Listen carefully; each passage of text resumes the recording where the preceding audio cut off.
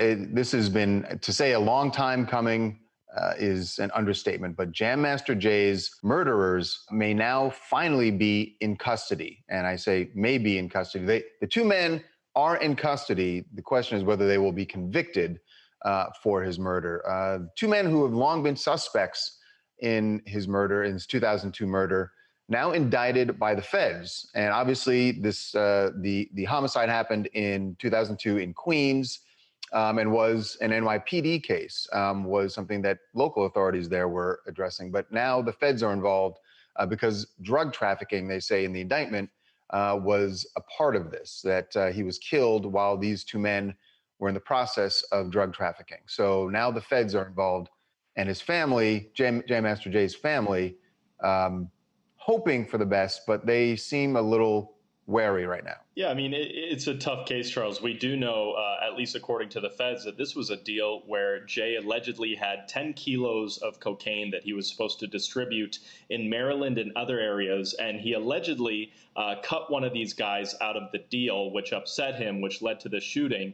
Now, look, his family knows that this has been a long time. It's going to be hard maybe to find a guilty verdict because so many years have passed. But if they are found guilty, this is serious. They could face up to the death penalty. I mean, it's interesting that this is 18 years later. It seems like, you know, whether it's a witness that came out and started speaking or what, but something must have happened 18 years later to trigger the arrest. Yeah, and we should say one of the men is actually already in prison. He's doing time for a robbery. The other was taken into custody when they issued the indictment. So we will see what happens going forward with this. You know what? Harvey, you're wondering what changed for it. Mm-hmm. I don't know if you know this, but I'm just curious. If you're the U.S. attorney, do you look for cases that unsolved cases that you know are going to get your department, you get your office a lot of spotlight, get you a lot of attention? Well, look, I'm not going to ascribe that to this particular U.S. attorney. I will tell you that it has been a big criticism of some U.S. attorneys that have focused on high-profile cases.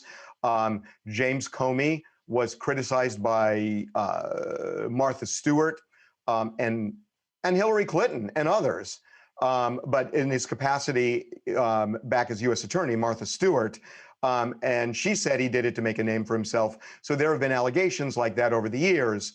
But I mean, when you look at it, yeah, I mean, sometimes the type of prosecution can give a prosecutor a springboard.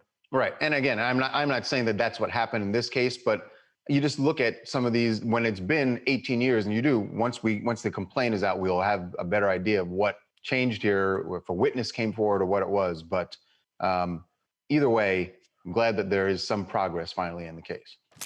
Hi, this is Sam in New York. I can't even begin to imagine the pain that Jay's family has gone through over the last almost 2 decades, but this is a huge step as far as closure and hopefully justice for Jay and his family. Yeah, absolutely. I mean, again, a long road.